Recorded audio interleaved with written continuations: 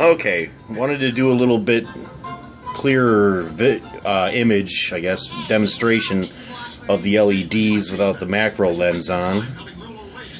This is just one chip on each glowing, and again, and again, and then each chip on the lowest setting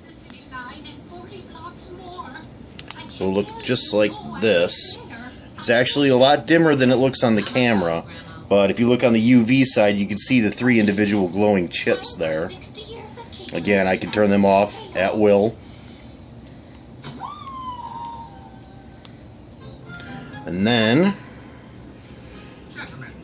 this is them on full brightness. As you can see, it actually whitewashes the camera out completely if I set it up on its edge, like so.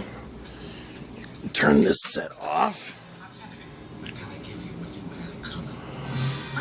You can see the amount of light being produced by this across the room pretty brilliantly. Just that little box. I just turned it off. If I turn it back on, you can see how much light really kicks off of one of those. That's only 1, 2, 3, 4, 5, 6. That's only 7 strips total of LEDs. Less than half of which are the white, which are just these guys down here. These are the only white ones on this board. And then you've got an amber. This looks purple, but it's actually a pink. I've used these to kind of, like back in the 70s, they had the almost like rose lights that gave a pink tone. On some of the setups that I've done around bathroom mirrors, I'll blend a few of these pinks in with the whites, and then people can adjust that tone as they desire. Next to the pink one here are the red, green, blue. They look white, almost like a greenish white. That's just because of the washout on the camera. Let me turn them down again real quick.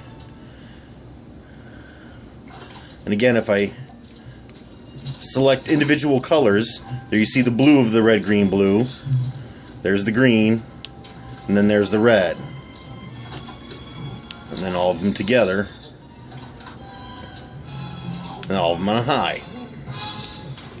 Next to that set is the red set. A green strip, a blue strip, and then the ultraviolet LEDs. I've mixed the white and the ultraviolet together to create more vivid colors in display cases that have a lot of fluorescent materials in them, things of that nature.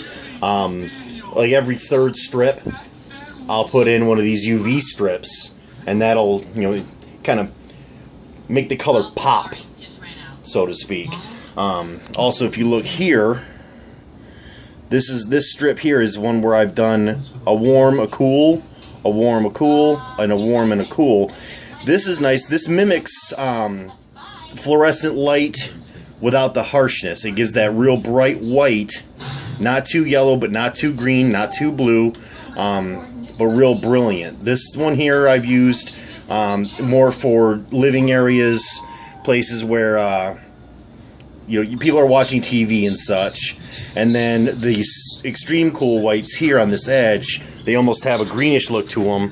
I've used those primarily for areas that have, how would I explain this? People need to stay awake, high alertness,